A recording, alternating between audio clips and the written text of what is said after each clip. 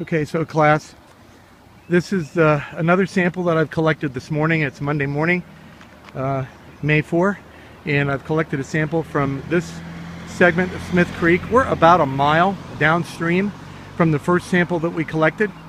And just to take a look at this particular part of Smith Creek, you can see there are areas where the water just seems to stand along the edges.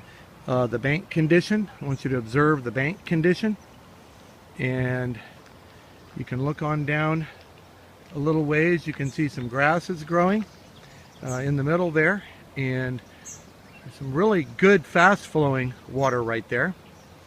And then across the stream, and you notice that the creek's a bit broader and wider here, even though it's still quite deep.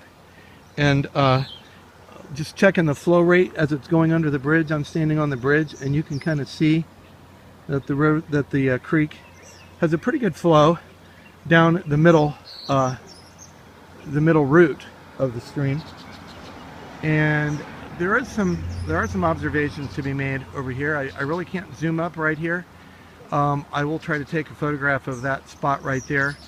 And maybe we can zoom in on a photograph, but I don't know if you're right. And the bank, of course, looks pretty bad right there. There is some vegetation growing here and a few rocks.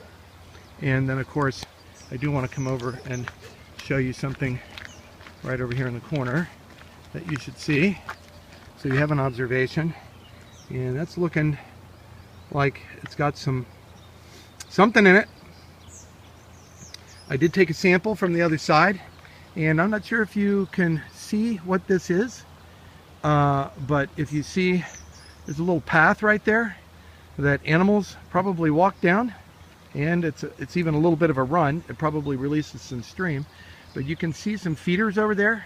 And if you look right about there, you can actually see two posts, and there's no fence between them.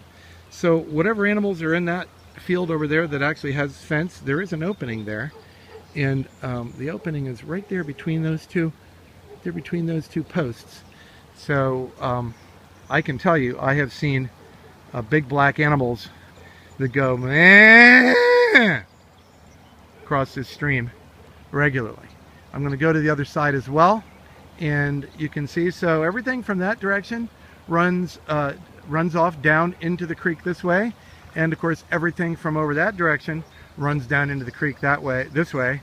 So that being a pasture, we would assume that there would be nutrients entering the stream. That would be a reasonable inference. And I do want to just show you from where I am right here.